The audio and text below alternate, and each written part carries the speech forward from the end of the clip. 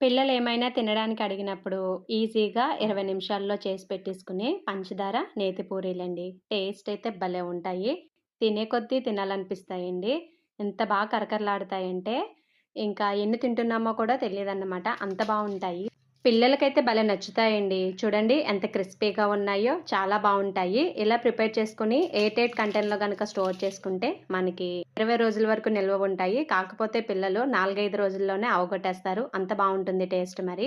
ఇంకా లేట్ చేయకుండా ఈ పంచదార పూరి తయారీ విధానం ఎలాగో చూసేద్దాం వచ్చేయండి. హాయ్ అండి. నమస్తే. Welcome to Durga Krishna kitchen. ముందుగా గిన్నెలోకి 1 కప్ వరకు మైదా పిండి, అలానే టేస్ట్‌కి తగ్గట్టుగా ఉప్పును కూడా యాడ్ చేసుకోవాలి. ఉప్పు, పిండి బాగా కలిసేలాగా ఒకసారి మొత్తం బాగా కలుపుకొని, కొద్ది కొద్దిగా వాటర్‌ని యాడ్ చేసుకుంటూ పిండి మొత్తం పూరీ పిండిలాగా కలుపుకోవాలి. తర్వాత మూత పెట్టేసుకొని, ఒక 10 నిమిషాలు పిండిని నాననిస్తే సరిపోతుంది. ఈలోపు పంచదారని బ్లెండ్ చేసుకుందాం. మిక్సీ జార్‌లోకి 4-5 స్పూన్ల వరకు పంచదార యాడ్ చేసుకోవాలి. అలానే ఫ్లేవర్ కోసం పొట్టు తీసిన ఇలాచి 3 వరకు యాడ్ చేసుకోవాలి. పంచదారని మెత్తగా పౌడర్ అయ్యేంత వరకు బ్లెండ్ చేసుకొని పక్కన పెట్టేసుకోవాలి.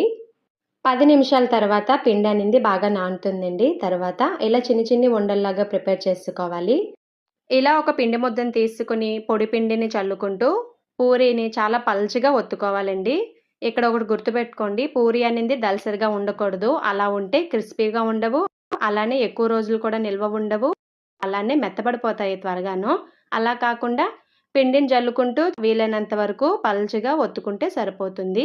ఇలా ఉండాలన్నమాట మనకి పూరీ అనింది. ఇలానే అన్ని పూరీలు ప్రిపేర్ చేసుకోవాలి.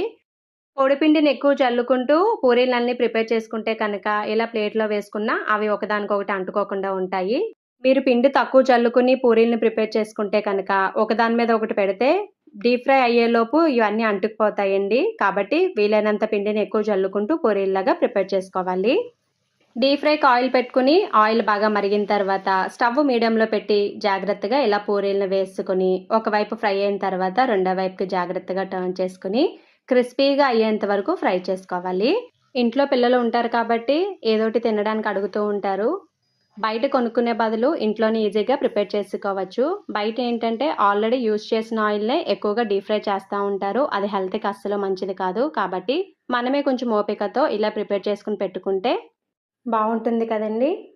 గోల్డెన్ కలర్ వచ్చేంత వరకు ఫ్రై చేసుకున్న తర్వాత ఈ పూరీని ప్లేట్‌లోకి ట్రాన్స్‌ఫర్ చేసుకొని, పూరి వేడిగా ఉన్నప్పుడే కొద్దిగా పైన నెయ్యి, అలానే లైట్‌గా పంచదార పౌడర్‌ని ఇలా చల్లుకోవాలి. రెండో వైపు కూడా పూరీని తిప్పుకొని నెయ్యిని యాడ్ చేసుకుంటూ పంచదారని చల్లుకోవాలి. మెయిన్‌గా పూరి అనేది పెనంలోంచి తీసిన వెంటనే నెయ్యి, అలానే పంచదారని వేసుకోవాలండి. పూరీలన్నీ ప్రిపేర్ చేసుకున్నాక లాస్ట్‌లో నెయ్యి, పంచదార వేద్దామంటే పూరీకి సరిగా పట్టవండి. పూరి వేడిగా ఉన్నప్పుడే నెయ్యి, పంచదార అనేది పడుతుంది. పూరి బాగా చల్లారిపోయిన తర్వాత నెయ్యి, పంచదార అనేది పూరీకి పట్టుకోవండి. కాబట్టి వేడిగా ఉన్నప్పుడే ఈ పంచదార, నెయ్యి అనేది వేసుకోవాలి. 2 ప్యారలల్‌గా జరిగిపోవాలండి. అంతేనండి, రెడీ అయిపోయాయి. ఎంతో టేస్టీగా, ఈజీగా ప్రిపేర్ చేసుకునే పంచదార నేతి పూరి. టేస్ట్ అయితే ఎక్సలెంట్‌గా ఉంటుంది. ఒకసారి మీరు తప్పకుండా ట్రై చేసేయండి. మరి మీకు నచ్చిందా ఈ వీడియో? మీకు గనక ఈ వీడియో నచ్చినట్లయితే తప్పకుండా ఒక లైక్ ఇచ్చేయండి. మీరు లైక్ చేయడం వల్ల ఈ వీడియో అనేది మరికొంతమందికి రికమెండ్ అయ్యే ఛాన్స్ ఉంటుంది. అలానే ఛానల్‌ని సబ్స్క్రైబ్ చేసుకొని పక్కనే ఉన్న బెల్ ఐకాన్‌ని గనక క్లిక్ చేసినట్లయితే నా వీడియోస్‌ని మీరు రెగ్యులర్‌గా ఫాలో అవ్వచ్చు.